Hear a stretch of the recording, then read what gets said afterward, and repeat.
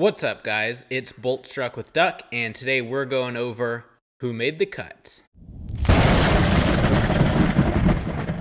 So we are now past NFL roster cut day, so we're going over who did and didn't make the Chargers 53-man roster. So let's start with the surprising, yet maybe not so surprising cuts, Isaiah Spiller and Donald Parham Jr.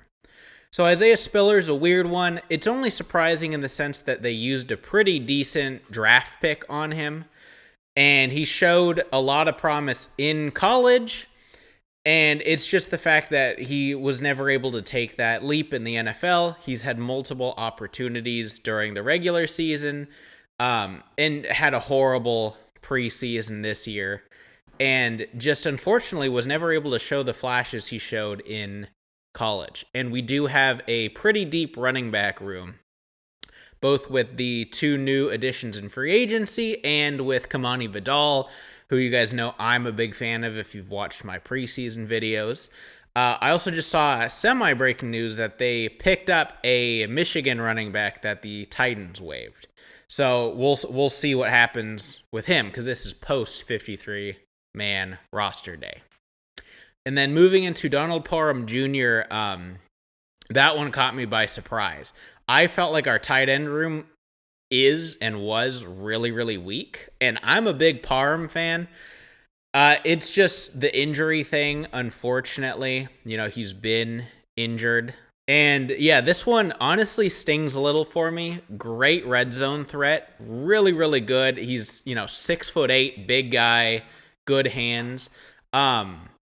Likeable guy. It just, he had, Chicken Parm nickname, and makes me sad in a way just with all the roster turnover, where it's like outside of Herbert, it's like, oh my gosh, like who am I rooting for on a personal level? Obviously winning cures all. So if, Harbaugh didn't think Parm was good enough for the roster, probably wasn't good enough for the roster, or at least for their vision, right? Greg Roman, very run-heavy offense. They kept Stone Smart, who I haven't been a fan of, but Donald Parham, not a great run blocker, which is odd for his size too, but keeping the pad height low can be tricky when you're 6'8". So that's probably the reason he didn't make it. It is just going to be disgusting to me if the Chiefs or someone of that caliber were to pick him up.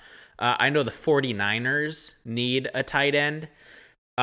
So just, yeah, it's, I get it with the run scheme. They brought in a couple of free agents at tight end, but it is going to kill me if he goes to a team in division or something like that.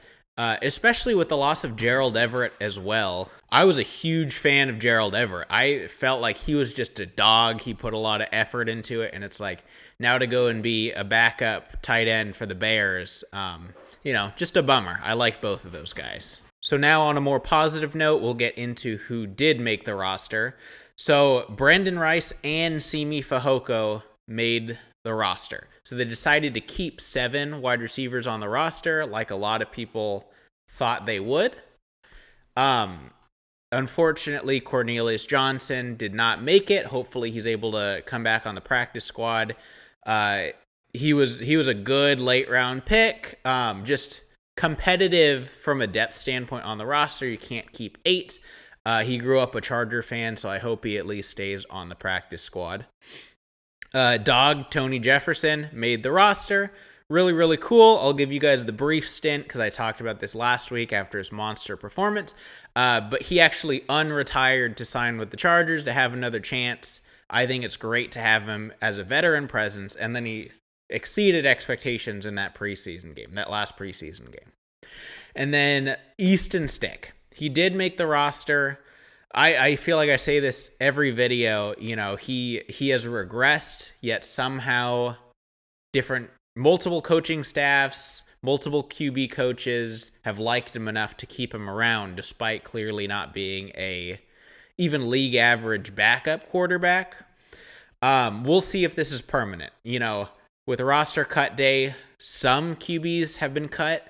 No one huge, no big names. The one that comes to mind is like Desmond Ridder, which I don't know. But waiting on still multiple teams with 3 quarterbacks signed. they will probably end up cutting one. A lot of these teams keep them as leverage for a trade.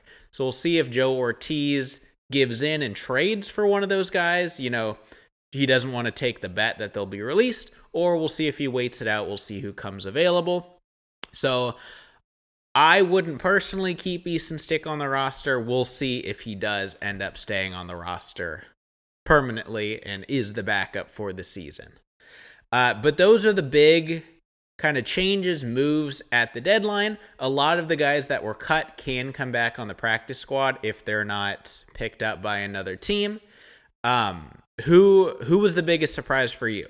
Was it someone we cut? Was it someone we kept? Let me know in the comments down below. Make sure to like the video, subscribe for more Chargers content, and I'll see you guys in the next one. Thanks.